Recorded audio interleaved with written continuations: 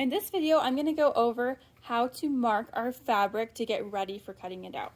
Okay, so I'm doing my drawstring backpack, and I have the drawstring backpack template right here, the pattern piece, and then I have my 1 yard of fabric. And I'm going to mark it with a marking pencil right here, but I don't want to mark on the right side because then I might actually see it on my finished bag. Instead, I'm going to mark it on the wrong side. So you can kind of see the difference. This side's a little bit lighter because everything is printed on the right side, so this part's just kind of like the bleed through. It's a little bit whited out. And I'll pull it up a little closer so you can see that better. Here I have my right side of my fabric, here's my selvage, and then here's my wrong side of my fabric. So I'm going to be looking at the wrong side of my fabric. I'm just going to take this part of the selvage and just throw it over there so that I just have one edge of the selvage over here. And I'll straighten everything out so I'm ready to lay out. So you can see my selvage right here, and I'll straighten the rest of my fabric out so it's not all crazy. But I'm going to take my pattern piece right here, and I'm going to lay it out so that my straight of grain arrow is parallel to my selvage. So I'll lay that out, and I'm going to measure to make sure it's parallel. I can do that by measuring the left side of my arrow to my selvage and then the right side of my arrow to my selvage.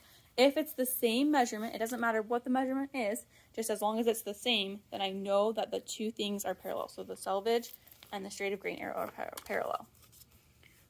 So right here, if I measure from my selvage to my straight of grain arrow, I get 13.5 inches.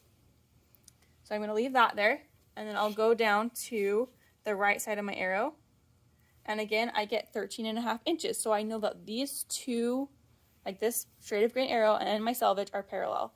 If everything was like this, then it would not be parallel, right? This is 14 inches and this is still 13.5 inches. Okay, so I'm going to make that straight again and measure, and that would be 13.25 now, and 13.25 down here. So now I have that all parallel again.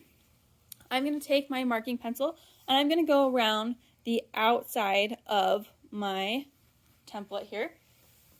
So I'll just mark, and you might not be able to see it very well in the video. I'll try and do it pretty good.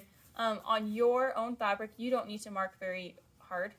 You just want to be able to lightly see it so that it can come out if you end up, so that it doesn't like stain your fabric. But for the video's sake, I'm going to try and do it really strong.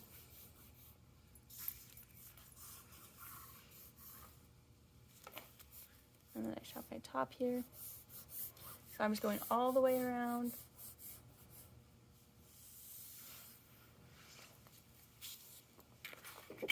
Then I can lift that up, and maybe you can lightly see, yeah, you can lightly see my lines.